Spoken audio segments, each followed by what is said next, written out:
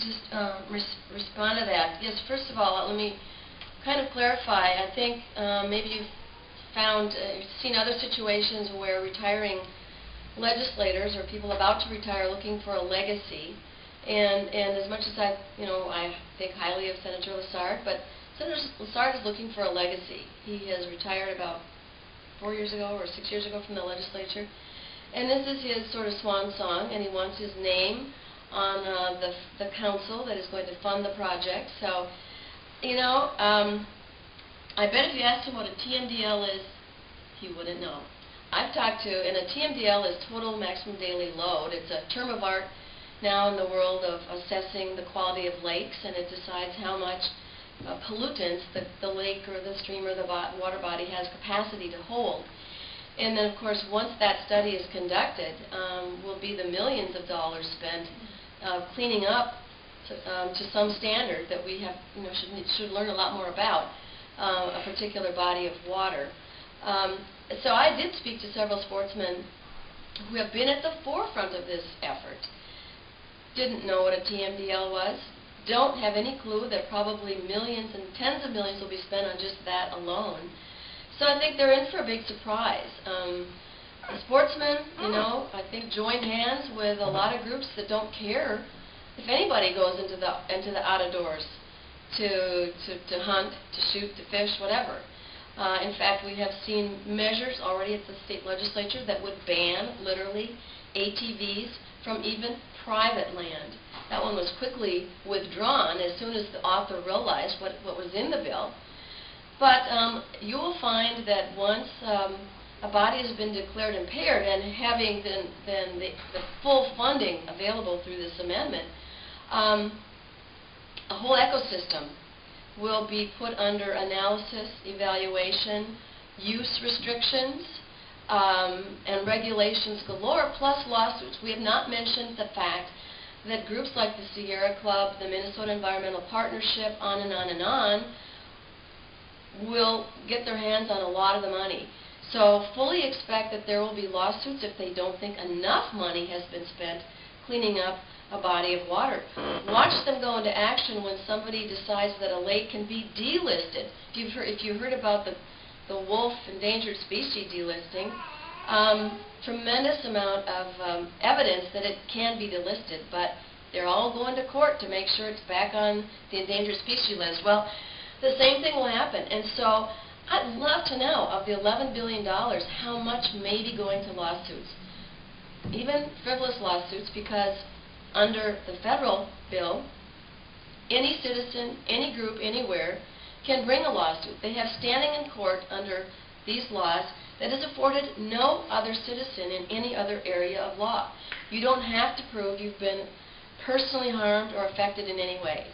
And so this is just a wide open giveaway, frankly, to a lot of groups that don't have the sportsman's interest in mind, don't have multiple use in mind for our land in the state, and certainly don't have property rights in mind.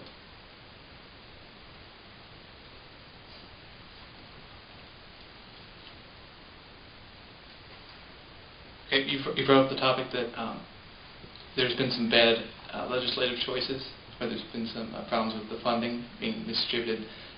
What have other states done? What can we look to from the past? Well, actually, your home state of Missouri, I understand you're from Missouri, is really the crown jewel of United States conservation. In 1976, they passed a very similar measure. 1/8 of 1% goes towards conservation. I wouldn't say they did it perfectly, but they really committed themselves to long-term natural resource preservation by dedicating 1/8 of 1% of their sales tax to go towards conservation. And today it's considered the model state in America. It's sort of the envy of all other states when it comes towards preservation. What I would say the mistake was is that they did it in perpetuity. So every year the funding is still coming in.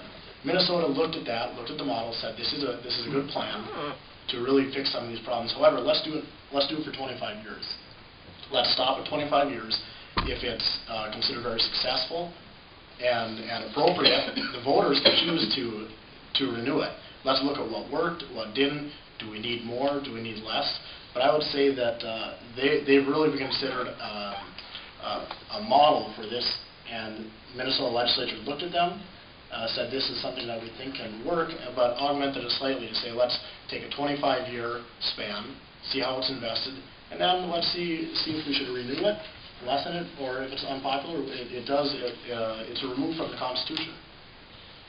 Mrs. Runbeck, what are other states doing? I am aware of Missouri as well. I think most states do have. They don't have a necessarily funding mechanism in place. But I would keep in mind, and I don't care what party runs the legislature, whether it's the Democrats or the Republicans. Inevitably, you run into situations where you can't trust the leadership. So we've luckily had a state where we've got both, a good mix of Republican and Democrat, that you have some accountability. And I think that's what's really required here. Let's do it, methodically. Let's make the PCA and the DNR put together a list of the most important projects, similar to how MnDOT lists the most important transportation projects, and they look out 10 and 20 years. Then everything is very, very, very public. Everyone knows exactly where they stand, where a project stands, and what the money is going for. I think in this particular method, it to me is just a very, very weak way to go. And I'm not certain.